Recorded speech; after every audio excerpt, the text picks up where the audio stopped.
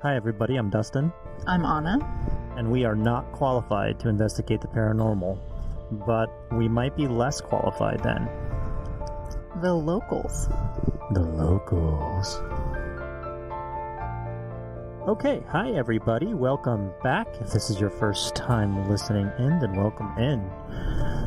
As always, I am your host, Dustin, and with me is my co-host, Onna. You might hear some funny noises going on right now. That's because we are actually on the road.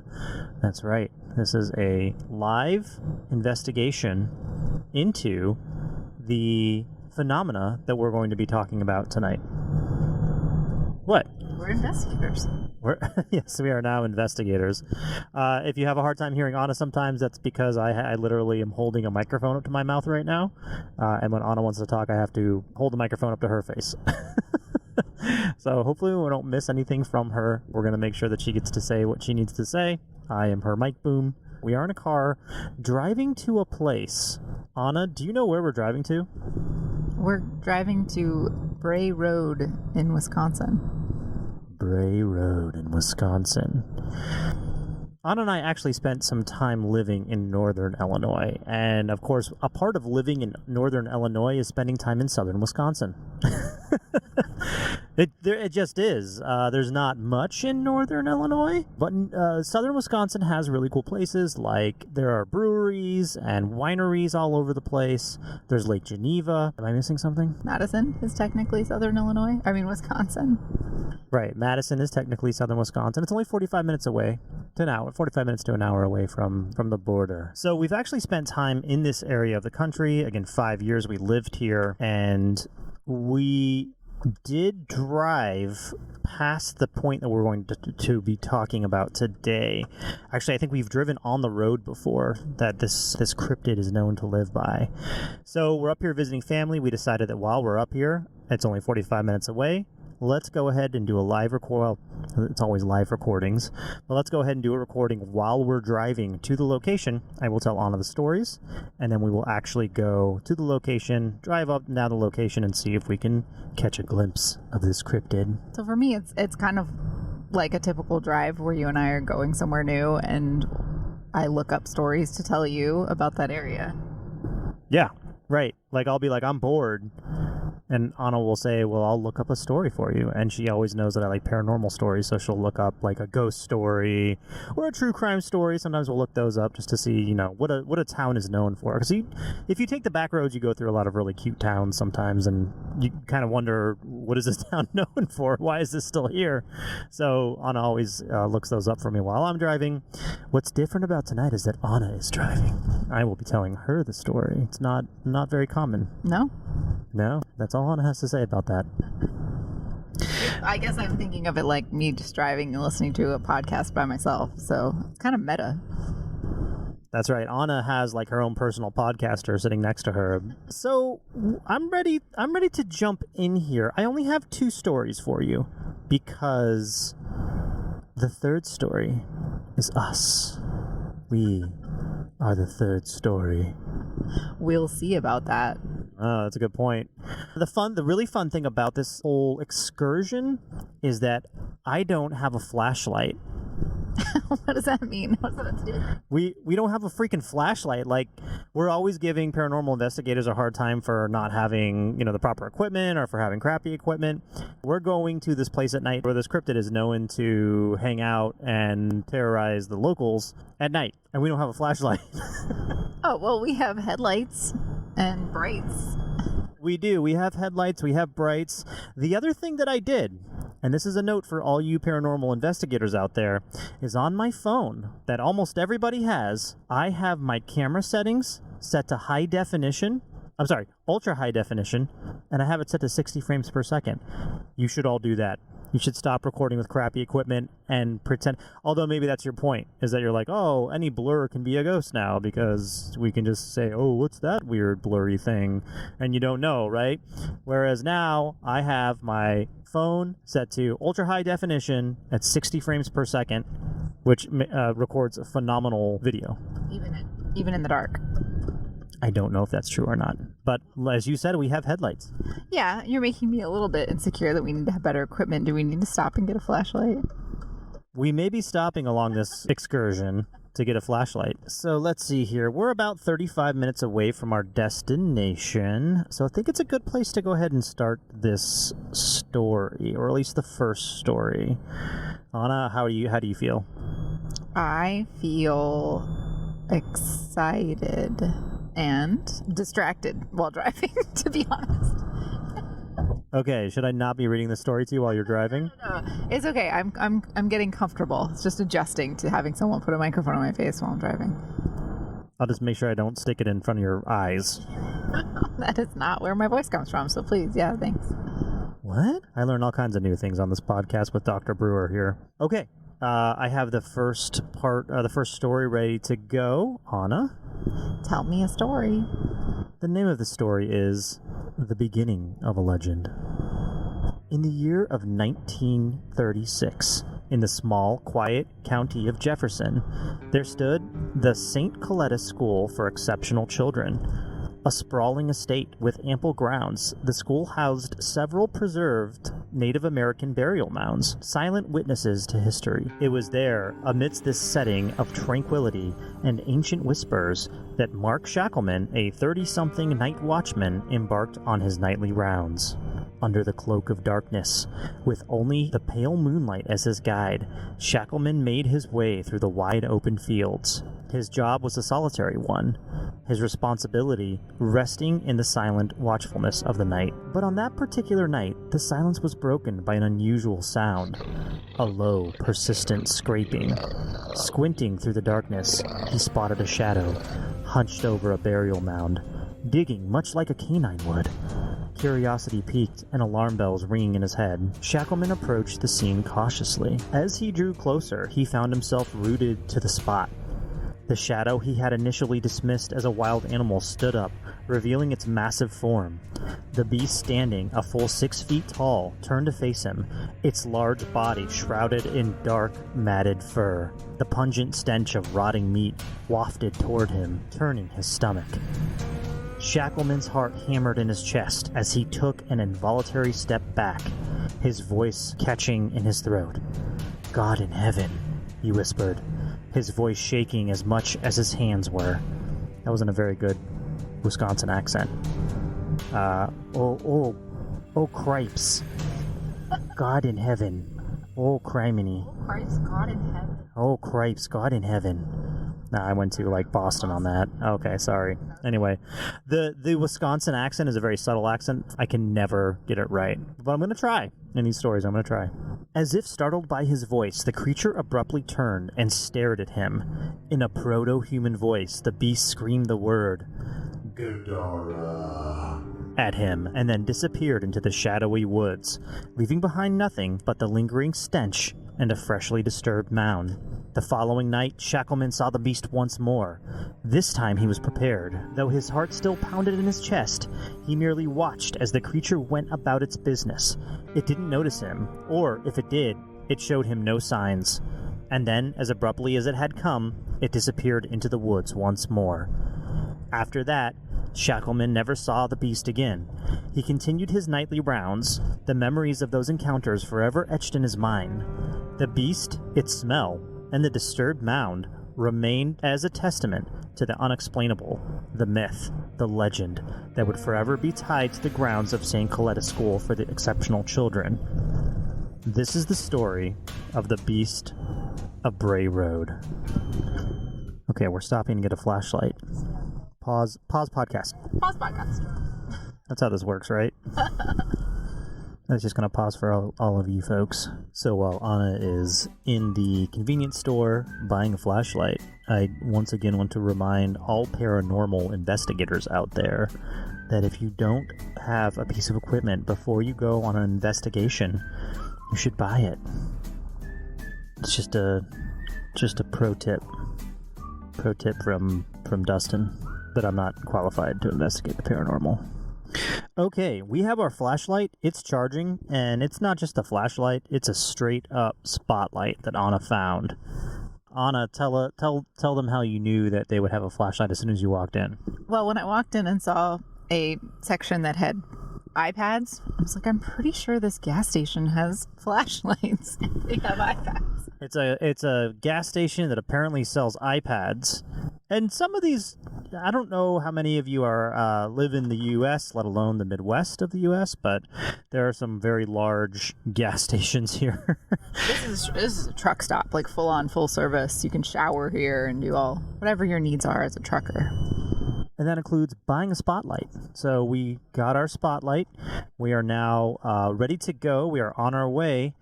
Anna, I think the last question you asked me before we pulled off the road was... What does Gadara? Is that what he said? Yeah, Gadara. Okay, so let's jump into this real quick. I had a very hard time. I could find everywhere online that there was a story from the 1930s, that this story went back to the 1930s, but I couldn't find that origin story. I finally found an inkling of it on a Tumblr post where it mentioned the name of the person, and so I looked that up and I wrote the story, and the story didn't have that line in there. Now, there is a documentary on Amazon about the Beast of Bray Road. And the documentary, if I'll put the link, of course, in the show notes. If you are an Amazon Prime member, you can watch this movie for free. It's a short documentary. It's like 45 minutes long. In the documentary, there is a woman journalist who is she wrote a book on this, on the Beast of Bray Road, and she's kind of the one who has helped keep this legend alive. She's collected all this data and all these personal stories, all these anecdotal stories. When this journalist told this story, she put that in there. She said that I couldn't find it anywhere else, but I'm guessing she's the one who collected the information to begin with. And so when she told this story, she also went into how the school that was there, or the facility that was there that this night watchman worked at, was I don't know how to put this, a mental facility? A facility for just, I don't know, how do you say that? In 1930s, they could have said many things, but it would be a psychiatric institution. A psychiatric institution, although they called it the School for Exceptional Children or something like that. The Roman Catholic Church ran this place. And there was apparently a very disturbed child who lived there, and the priest exorcised a demon from that child. So, with knowing that, the idea is that when he exorcised the demon from the child, it went out into the wild and attached itself to some animal. Now, Gadara, this is a really long explanation, but Gadara is the name of the place where Jesus exorcised the demons out of that man and threw them into the pigs. Have you heard that story? Nope, sure haven't. Wow, okay. So I think this is one of the only stories where Jesus exorcises a demon out of somebody. And so the story goes that there was this man out in the desert of Gadara, or he lived in some cave in Gadara, and he was cutting himself and just yelling and screaming. And so when Jesus walked up to him, the man ran up to him and basically started talking in demon voice and was like, "Oh, you're the Son of God. Are you here to get rid of us?" And Jesus said, "Yes, I am." And so he said, "What's your name?" And the demon said, "My name is Legion." You haven't heard that? That sounds somewhat familiar. Yeah. So that's kind of one of those things that they always kind of refer to that in horror movies, like, if there's a demon, it's like, "I am Legion." Some scholars believe that the name of the demon was Legion, but most people who can actually translate Aramaic or Hebrew know that just it means that there was many demons possessing this one person. And so Jesus cast them out, and I guess they asked to be cast into the swine from a nearby farm. And so Jesus is said to have cast the many demons from this man into 2,000 pigs, who then ran off a cliff and died in the ocean. Wow, what a story. It is a story, because we're in the Midwest. I did a little bit more research, Anna. I looked up the current price for pork and the current weight of pigs, average weight of a pig, and for 2,000 pigs to have jumped off of a cliff, that would be worth $1.7 million in pork today. So weird that you looked that up and did that calculation. No, it's not, because pork is one of the main exports of the great state of Wisconsin. And I would think that a Midwestern or Wisconsinite / farmer would want to know those facts. That's the story of why this particular journalist believes that that beast said that word. Thoughts? What did... I always have questions first, but what did the beast... What were they doing? They were on a burial mound, like digging, and then the second night doing what? I don't know if he was digging in another burial mound again, but yeah, he was digging in one of the burial mounds. And the way that they tell this story, it was like, the beast was digging because it knew something was there. And I was kind of like a dog will dig if it knows there's a gopher in the ground, or like an animal. I think what they were insinuating was that this beast knew there was the souls of Native Americans in the ground. I don't know. Yeah, so you said it was the grounds of a psychiatric facility. Why are there burial grounds? Did I miss that? Because they built it on top of a Native American burial ground. So, okay, so the context, there were what we think might be Native American burial grounds on the grounds of what were at this time a psychiatric institution, and a night watchman sees an animal digging in the ground, and it's like 6 feet tall from his perspective? Yeah, 6 feet tall, and we'll go into the definition of what this creature is supposed to be and what it looks like next. But yes, he saw a 6 foot tall man with a wolf head, basically. Okay. Yeah. And then it talked in a proto-human, quote-unquote, voice. Yeah, I don't know how you would know what that sounds like, but I guess he knew what that sounded like. And so it talked in that voice and said that word. Yeah, and that was that word, Gadara, could also be like quite a growly sound, I'm wondering. Oh, 100%. Like, I don't know if he said it was Gadara or if she was like, what was the sound? He's like, and then she was like, oh, Gadara? That's from the Bible, and that's this thing, and da-da-da. You know what I mean? Like, she's already primed, right? To kind of hear biblical things or to believe that this is a demon because she had heard those other stories already. Well, she's potentially filling in gaps with her preferred explanation. Yeah. Right.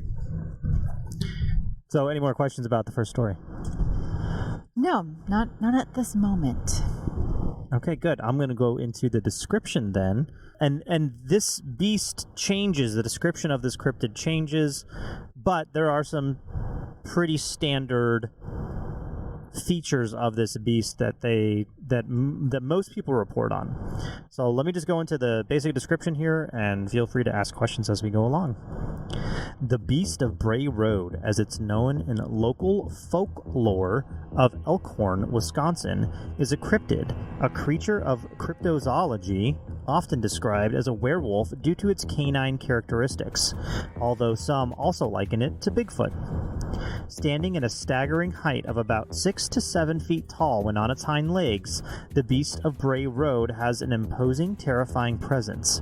It is often described as being covered in dark, coarse, and matted fur that gives it a rugged, untamed appearance. Its body is muscular and hulking, reflecting significant strength. It has broad shoulders with strong, sinewy limbs that end in claws capable of digging into earth and presumably inflicting significant damage. The beast's lower body has been described as eerily similar to that of a canine, with haunch-like hips and strong, sturdy legs. One of its most distinguishing features is its head, which resembles that of a wolf or German shepherd.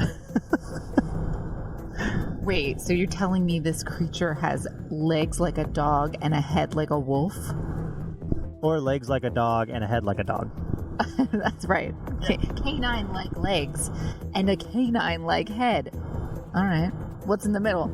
Yeah. Because so far it's not cryptid or paranormal. I think, and one of the things that I've read about this particular cryptid is that some people believe it to be just a large breed, and Great Pyrenees was actually one of the breeds that somebody said it could have been. Yeah, and those dogs, and those are huge, long dogs. So if that dog was stretched out or standing propped up on or whatever on something, it would be very tall.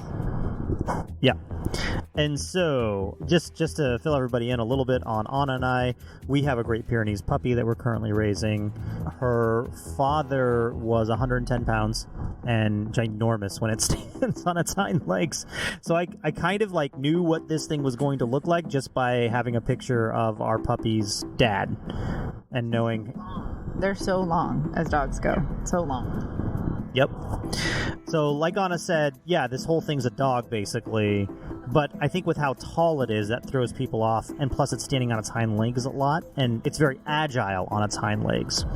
Now, there's also a UFO component to this whole thing, and I'll go into that in a second. I don't have anything prepared on that. Although sightings are rare, those who have encountered the beast often report a terrible smell, a mix of decaying meat and wet fur accompanying its presence.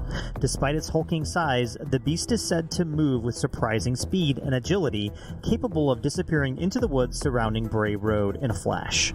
In all, the Beast of Bray Road is the embodiment of local folklore, a creature that instills fear and intrigue in equal measure, forever a part of the mysterious tapestry that makes up Elkhorn, Wisconsin. So, other than this is a dog, what are your thoughts, Anna? And it only appears around Bray Road? Yeah, Bray Road, but I think it's seen throughout the county and adjacent counties.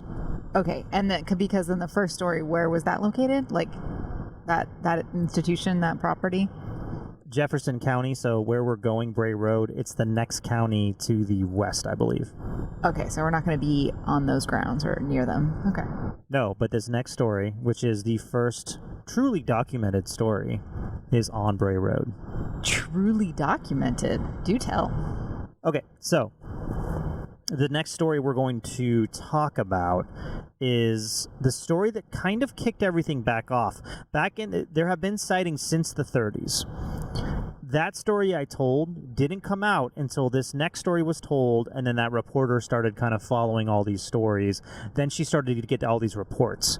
So once that happened, this man's son, I think, Shackleman's son, called her and told her the story that his dad always told him. Okay. Just to update, we are 15 minutes from Bray Road. We are 15 minutes from Bray Road, so I'll make this story quick. This story is titled The First Documented Case. In 1991, an 18-year-old young woman with dreams larger than the small town she called home, Doris Gibson, was driving home. It was a stormy night, and she found herself driving down the infamous Bray Road, a road that held as many stories as it did turns. Ooh.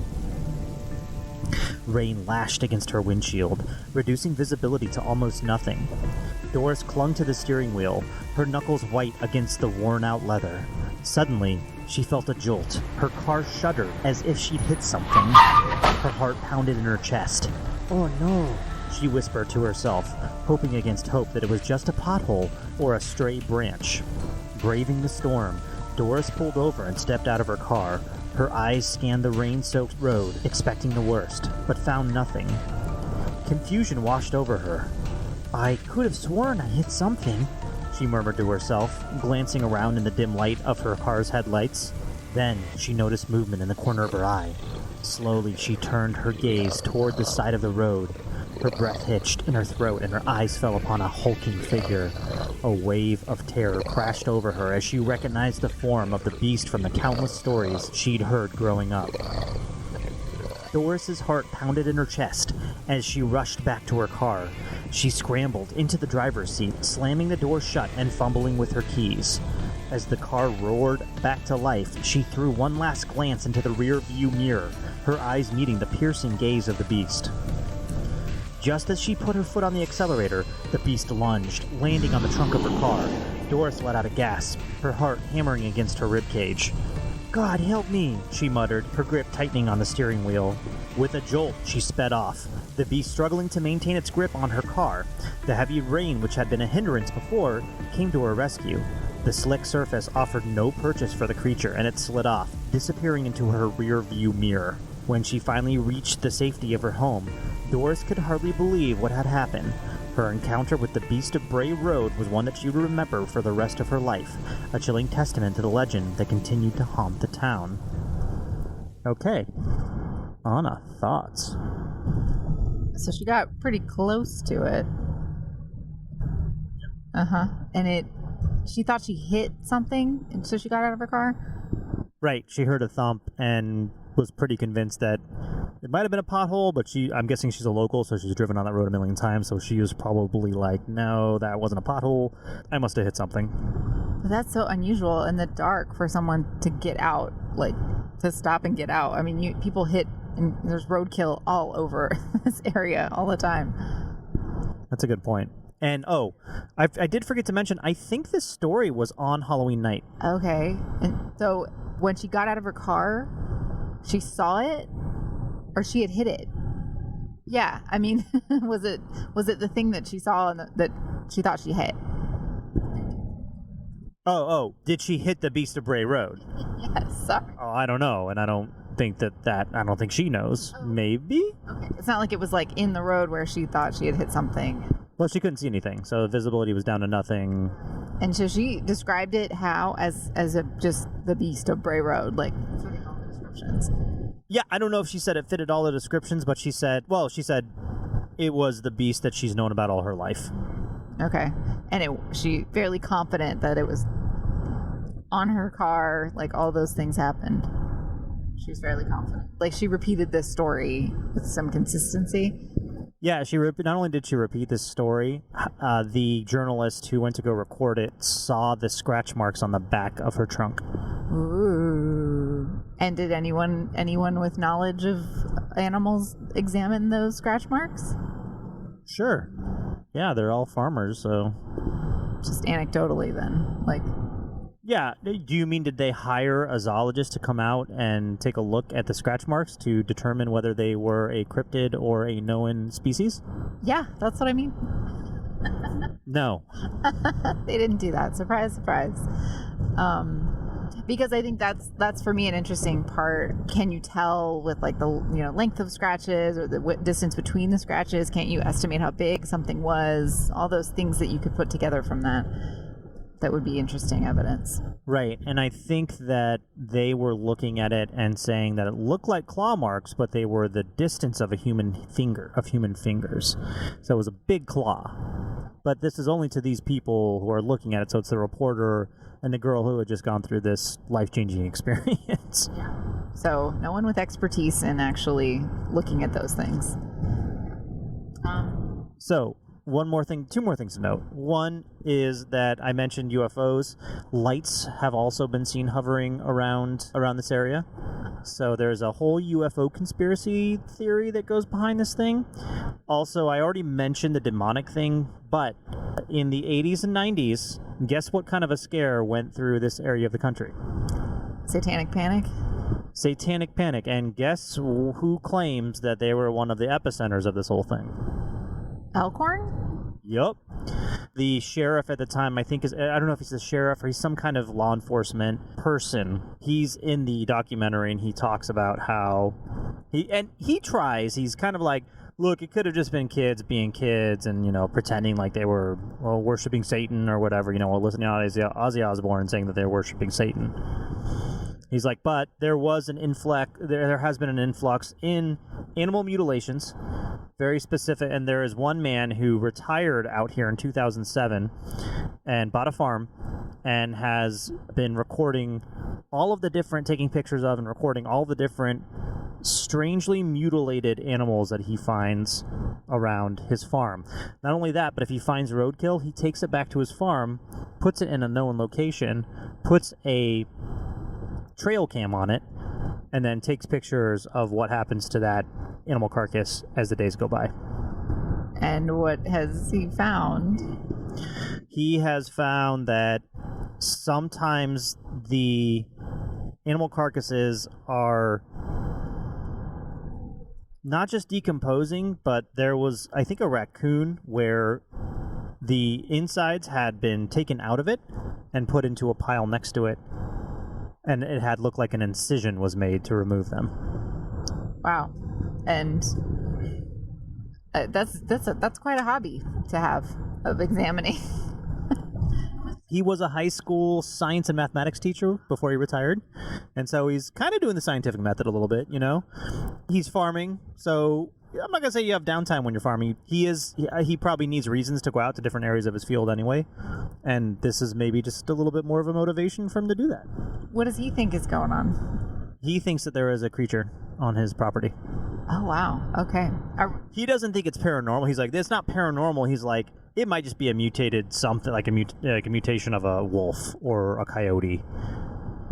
Well, so this is where we talk about legend and animal life cycles, right? Because if he's been there since 2007 doing this, and the story before that was 1991, and the stories date back decades, like there's got to be a lineage of animals of this species surviving, right?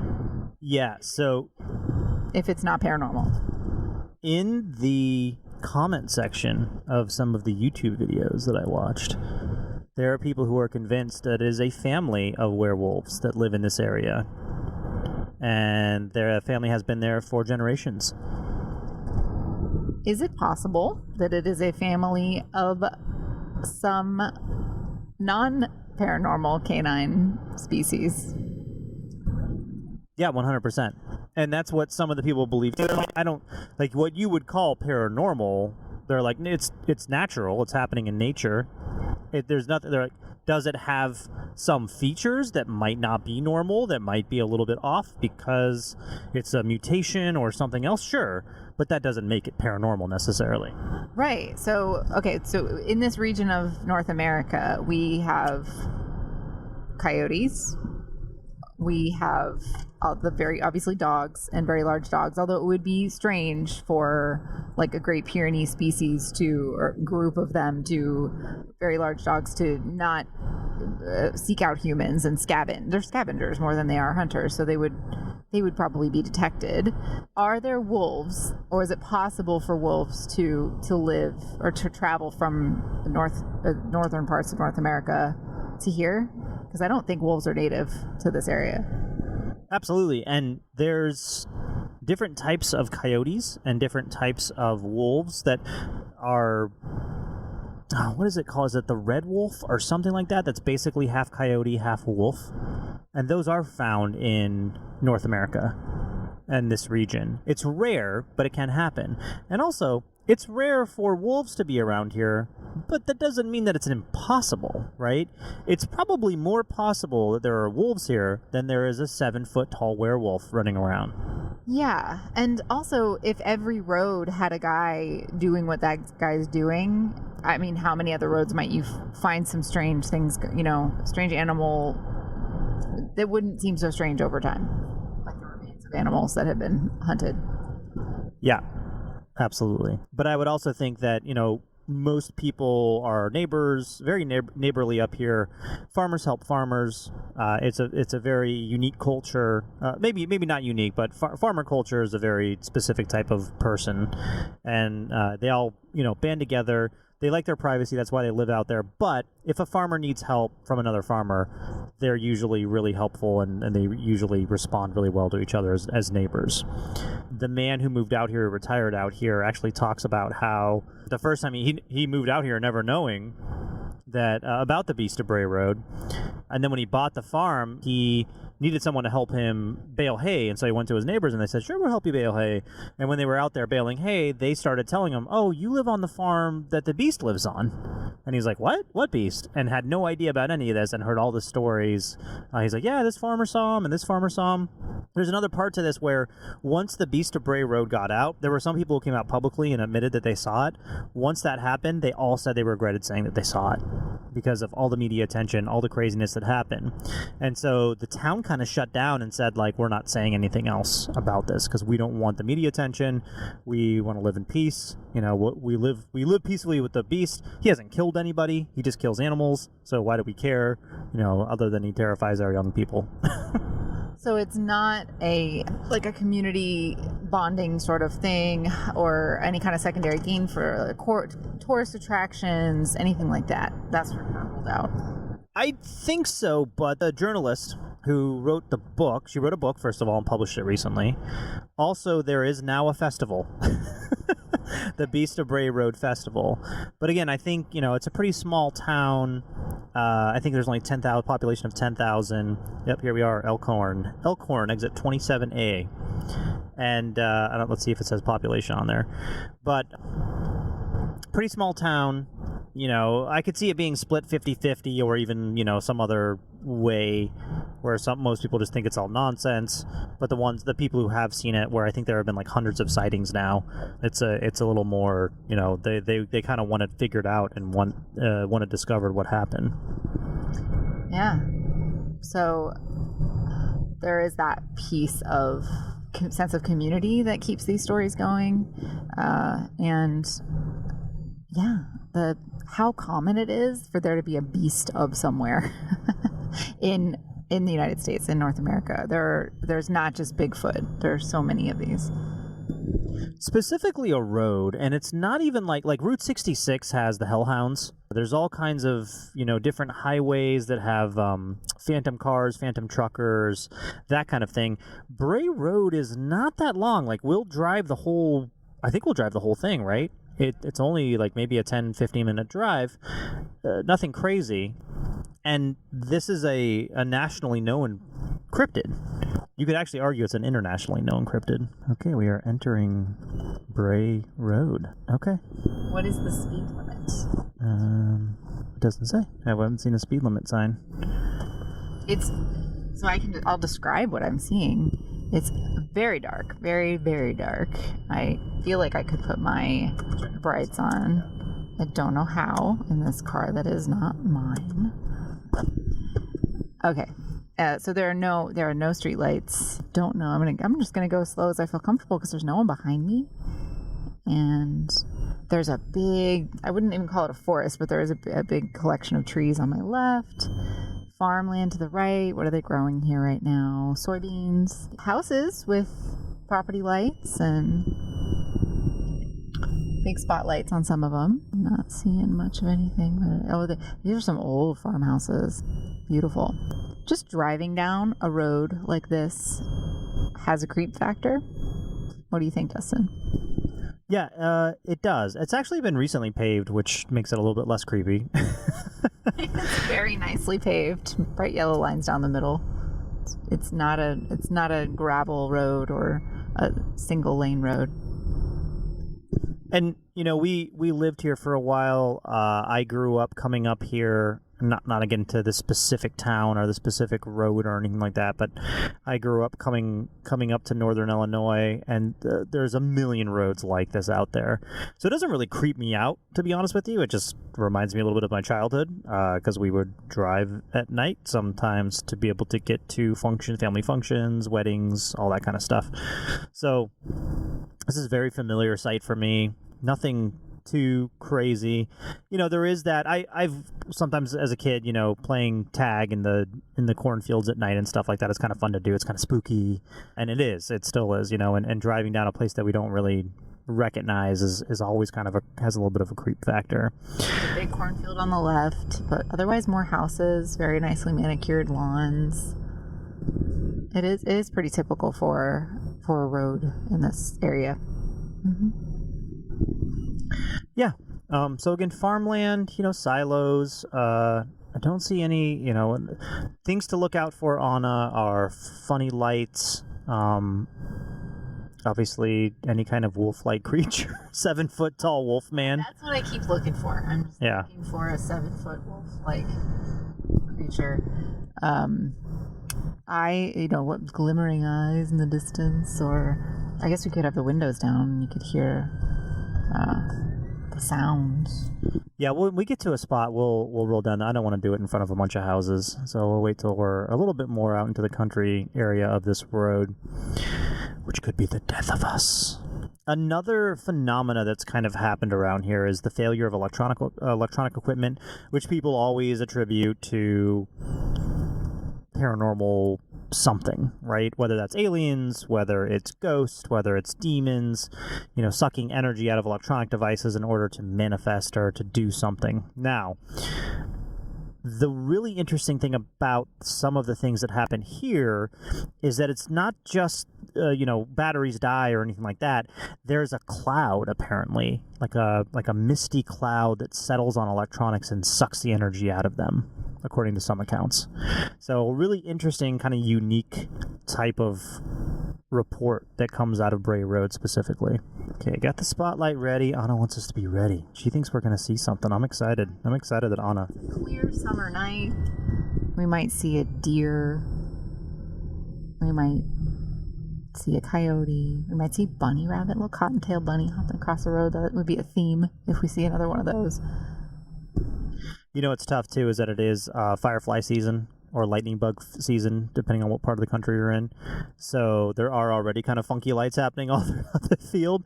It's gorgeous. If you've never been to this area of the country, it's an absolutely gorgeous part of the country in late spring, early summer, even late summer. Winter and fall's pretty too with all the falling leaves, but once it freezes, get the hell out. It's not worth the cold. So cold. So cold. I don't even understand how the animals survive. I mean, I know about hibernation and things, but if we do run into the Beast of Bray Road, we will ask him how he survives. Or she. Could be she. We don't know. Why don't they migrate south? It's too cold here. Okay, we're in a little bit more of a country kind of area. I don't see any houses around, so I'm going to roll down my window and get some sounds here.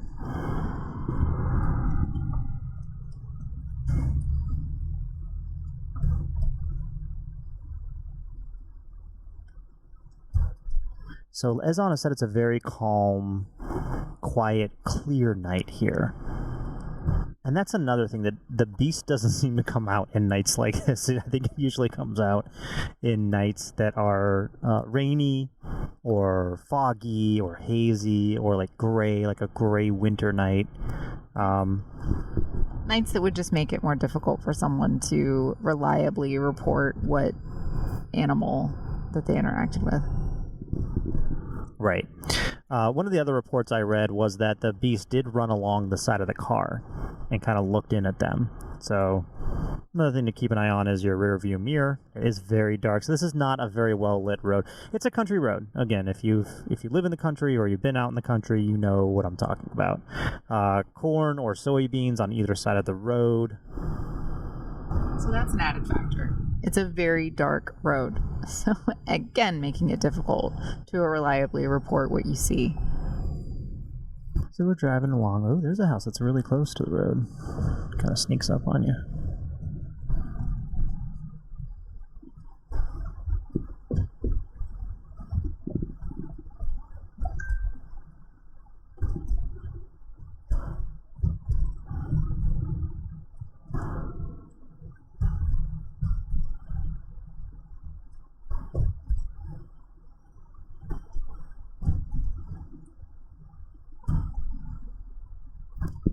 Okay, we are really deep in Bray Road now, but we are right in the middle of Bray Road.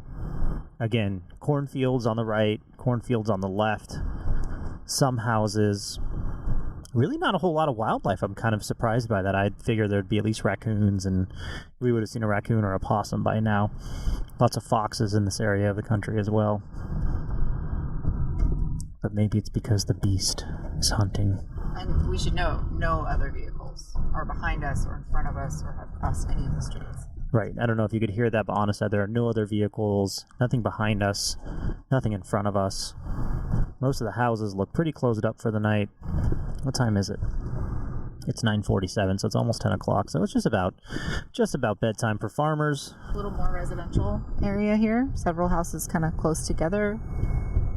It's amazing what legend, story, or expectancy does to your perception in a very otherwise unstimulating environment, like a quiet, dark road.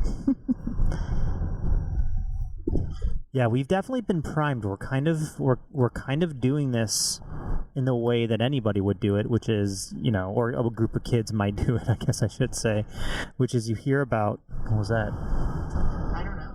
Oh. The roof. Oh, okay. Yeah. But you know what I'm not going to do? I smell a skunk. I smell a skunk too. Okay, so we smell a skunk. That means that there is a skunk in the area. Ooh, now we're getting into a really heavily... Someone's field right there.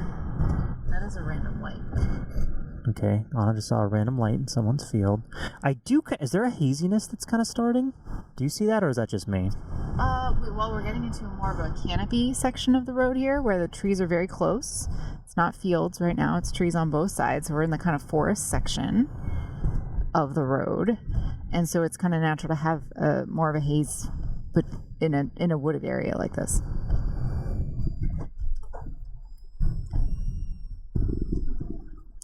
Yeah, some turnoffs here. I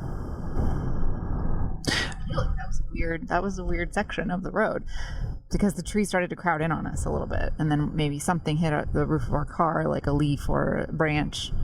But what I'm not going to do when that happens is stop my vehicle and get out. And then we smelled that skunk, so it was just a lot coming at us relatively on that section of the road. Yeah, that's a good point. There's like a lot of sensory things that happened all at once. We heard something, we saw something, and we smelled something, like all at once. And so I know that the Beast of Bray Road comes with a scent to it, but it was like it wasn't a rotting flesh scent. It was it was clearly a skunk. All right, are we coming up to the end here? Wow, here we go. Okay, we're coming to the end. Are we going to turn around and go back the other way? Okay. We can talk about what we make of this. Yeah, we're kind of hitting a little bit like this area of the road. This road is a little bit more bouncy, or not as finished. It's a bouncy road, a bumpy road. I was gonna say, now we're turning on Bowers Road, and they call it the Beast of Bray Road, but that's where a lot of the sightings are. But that's not where all of the sightings are. So it's actually like there's different counties that it's been sighted in, but this is like the main area it's been spotted in. Okay, we're turning back around on a Bray Road. I'm going to roll up my window. Not because I'm scared, but just because we should talk about our experiences here. As we're driving along here, yeah, if this were the first time that I'd driven down a road like this, or, I'd been primed by years of hearing my fellow local farmers and neighbors talk about a beast that lives on this road, and I hit a coyote, or I hit a deer, or I hit something, it might be in my mind to think that, to even imagine that I saw something. I'm not saying that's what happened here. There could totally be a wolf that lives on this road. I don't know. Or just a really big coyote. Or a wild dog. But again, I grew up, coming out to roads like this, and so there's nothing super spooky about it. But most of the people who have reported things have been locals, so they're used to roads like this. They're used to the feel of being surrounded by fields and nothingness, and used to being out in the fields at night and sometimes working at night too. Anna, how do you feel? How do I feel? I feel fine. The excitement and spook factor has passed for sure, and just recognizing we're just driving down a country road. That's about it. And I think you bring up a good point, however, that if unusual things keep happening on this road and reported by people who live here, then this is an unusual road because they drive down these roads all the time. So could there be an unusual species living around here doing things? Sure. Yeah, so I think for me, I'm really more interested in talking about, like, broadly, why do these kinds of legends persist, and the beast, or the Florida has one too, the skunk ape, Sasquatch, Bigfoot, all those, and the werewolf piece of it's really interesting to me too. It's like there's a particular that's a cryptid that's been around in stories for centuries before the state was even before this road was even named, And so it's an interesting one because it kind of combines. It's a lot of the places seem to want to have their own thing, like the Skunk Ape of Florida. It's very specific, but this is like taking a werewolf and putting it in a place where it's like this is our werewolf. That's interesting to me. Yeah, absolutely. And so that's something that's come up in my research as well with Bray Road, is that this is either a Bigfoot or werewolf. The Native American factor is in there with the skinwalker and the burial grounds, right? So this is kind of a very common North American cryptid / tale of a wolf, right? And in Western culture in general, there's a wolf, right? There's the big bad wolf, right? Little Red Riding Hood. There's a million other tales where like there are wolves, Beauty and the Beast. So many things about wolves chasing you because wolves are supposed to be hunters. They're known to have killed humans, especially back in the day, right? Not so much anymore. Once we kind of got guns going on and enough people had them, the wolves started leaving us alone. But yeah, I don't know. I definitely, there's a creep factor to it, but only because of some of the priming that we did ahead of this, right? So I don't think there's anything that we need to cover that we haven't covered before when it comes to anything paranormal. Anna, is there anything psychologically that like we should be that we haven't talked about already? We've talked about priming, we've talked about folklore and how people, lots of people have heard these stories and lots of people have told these stories. Is there anything else going on? Yeah, and we also talked about like from a perceptual, sensory combination factor of like these stories do seem to tend to be, as you said, on nights and weather conditions where it's difficult to really see things clearly, even if a person strongly believes what they saw was a paranormal animal. It's hard to say. It's they didn't just say, yeah, it was a wolf, it was a coyote or a rabid dog, that they went into. It was not an animal, it was a humanoid beast. That's pretty wild leap, and so I think that people in heightened fear states are more likely to make those sort of leaps. Okay, and so I don't know. Are we good? Yeah, I think. Oh, I guess I would. Yeah, I think I've kind of highlighted again that to investigate this properly, it shouldn't be us. Maybe not like a local just scooping stuff up off the road. That's a good start, but certainly like collaborate with zoologists. You've got the University of Wisconsin here, some really smart people. You could see if they can come out and do kind of a animal study. Those would be the people. Okay. And so I think that closes out this week's episode. It's a very special episode, a lot of fun to prep for, a lot of fun to actually execute. We definitely have some technical things we could work out, but for the most part, I think it went pretty well. If you have any stories yourself of the Beast of Bray Road, or you want us to investigate a paranormal story from your neck of the woods, please write into stories@paranormaloutsiders.com, and we will look into it. Thanks. Bye for now.